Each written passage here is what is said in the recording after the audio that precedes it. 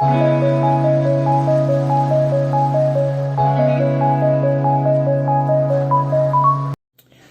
guys, how are you?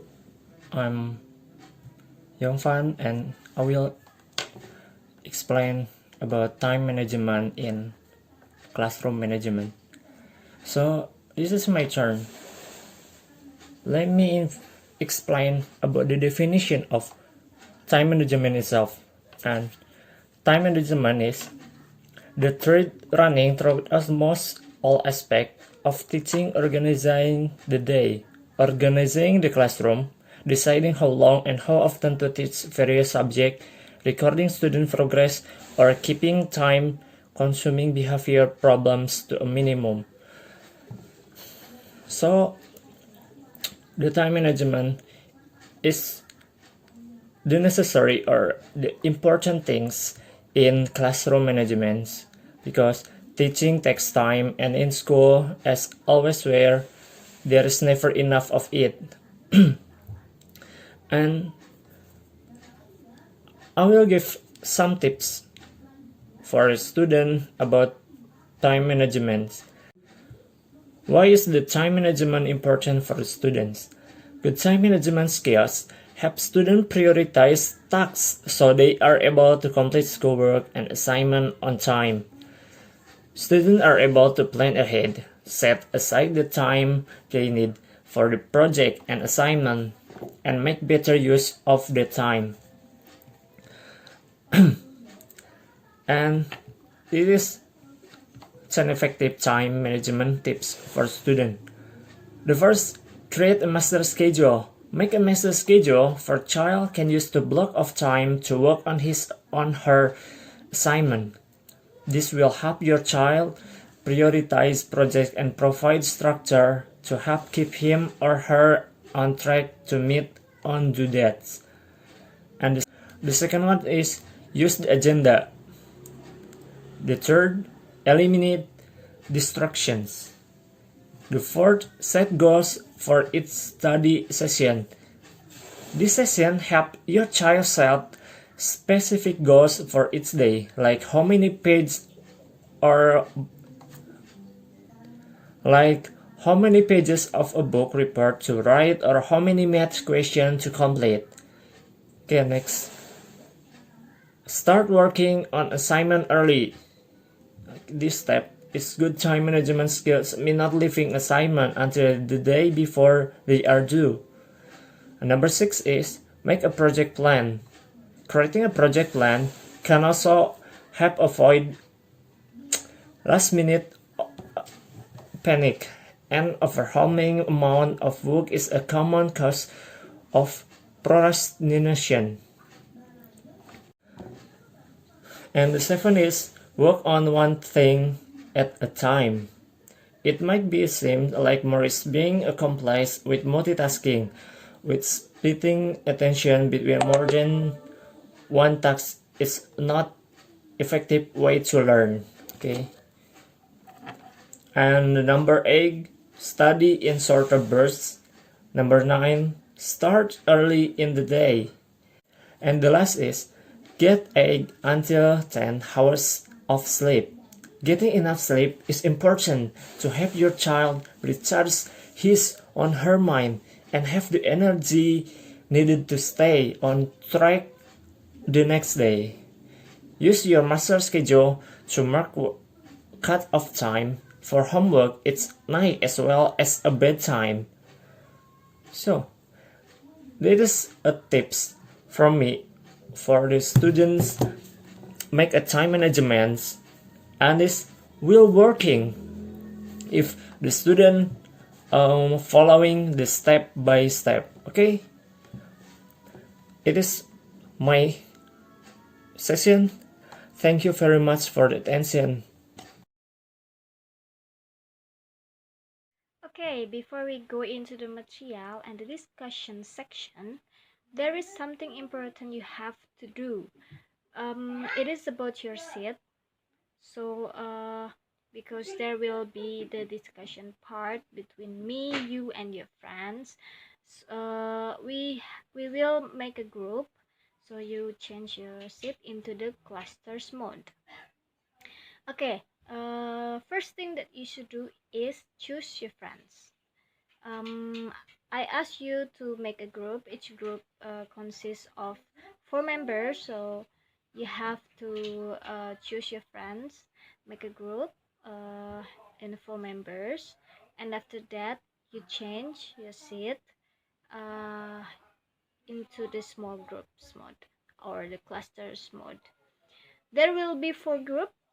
There will be 4 group. It means there will be uh, four, four chair in one group.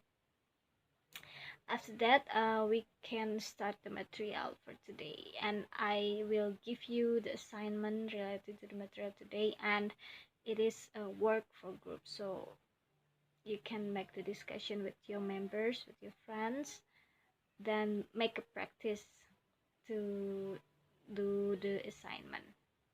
Okay, let's move now. Teacher assessment and feedback. In learning procedure text, teacher use formative assessment. Formative assessment is the method allow teachers to frequently check their learners' progress as well as the effectiveness of their own practice, thus allowing for self-assessment of the student. Practice in a classroom is formative to the extent that evidence about student achievement is elicited, interpreted, and used by teachers, learners, or their peers to make decisions about the next step in instruction that are likely to be better or better founded than the decision they would have taken in the absence of the evidence that was elicited. Example of teacher activity using formative assessment. A teacher asks her student to write down short and simple text in the form of a procedure to measure the correct rhetoric.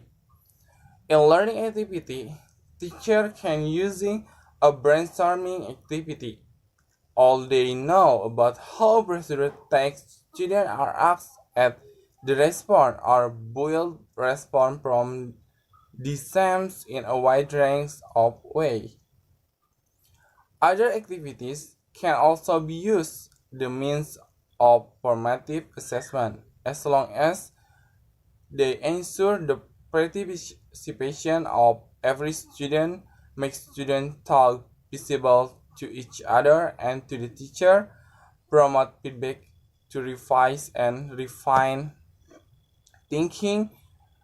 In addition, as a complementary to all these is to modify and adapt teaching instruction through the information gathered by those activities.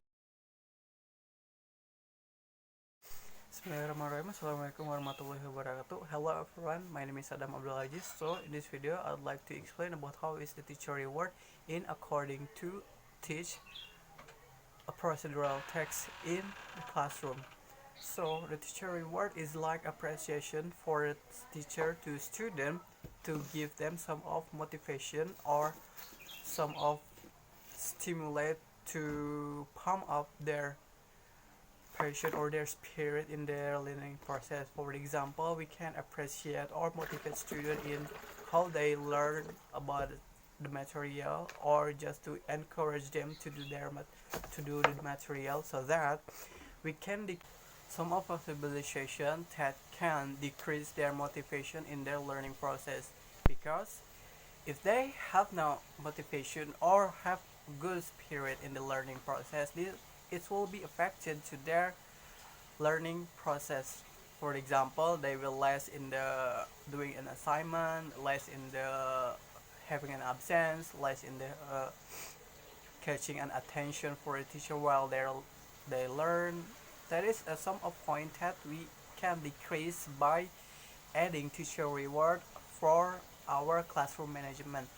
and one of the teacher reward said I have explained like motivate and encourage our student to do their material.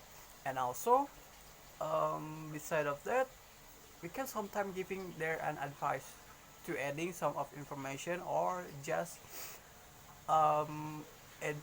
giving them solution for their material for their learning process. I mean, for example, a good teacher is the one has a good manner too. For has the good manner too in the learning process. The teacher kind of like parents for them, a parents for a student itself, so that in our daily activity or in the learning process we can make a good behavior to students so that they're happier to learn, they're happier to know more about what they found and what they searched. So there are some of teacher rewards that can we give to our students, especially in this procedure text. We define to develop their skill in the speaking skill, so that in the speaking skill sometimes our student need more motivation or need more courage to do so. Uh, in here, as a teacher, our job is to encourage and motivate them to do so, so that they can do it well. They can have good attention when they wanted to learn it and try to make it well at the end of the time as the result of their test. Also, of course, in the end of our learning process, we have to give the good appreciation to our student by giving a good score for them. And also this giving good score, it could be one of the best teacher reward that we can give to our students, so that our student will feel like that the what they have done, what they have worked for all of during learning process is all deserved. So that is the teacher rewards needed for the learning process. Thank you so much. See you soon. Okay, for the next components from classroom management strategies is a teaching strategies. Teaching strategies refers to method used to help students learn the desired course contents and be able to develop achievable goals in the future. Teaching strategies also identify the different available learning methods to enable them to develop the right strategy to deal with the target group identified. For this material, I used picture-in-picture as a learning models because I think this is the right method for teaching this material. So this material is procedure text. Learning models is worthy of an image as a medium in the learning process. This image becomes a major factor in the learning process. How before the learning process, the teacher has prepared a picture that will support either in the form of the cards in the large size. These are steps in the picture-in-picture learning models. So in applying the picture-in-picture learning models, it is not just applying, but there are steps that must be considered. As for the steps learning as follow. The first, the teacher convey the competency to be achieved, and the second, present material as an introduction, and the third, the teacher show picture of activities related to the material. The next, the teacher calls on student alternately to install the picture into a logical sequence.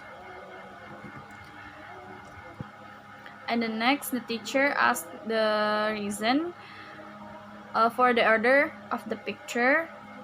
And the last, from the reason sequence of the picture, the teacher begins to add the concept or materials in accordance with the competencies to be achieved.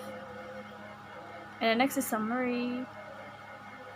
Sorry, it's the last. The last is conclusion or summary. This is the advantage of the picture and picture learning models. Teacher knows more about each student abilities. Students are trained to think logically and systematically. Students are helped to learn to think based on the point of view of the subject matter by giving students freedom in the practice of thinking. Student motivation for learning is increasingly being developed. Students are involved in class planning and management.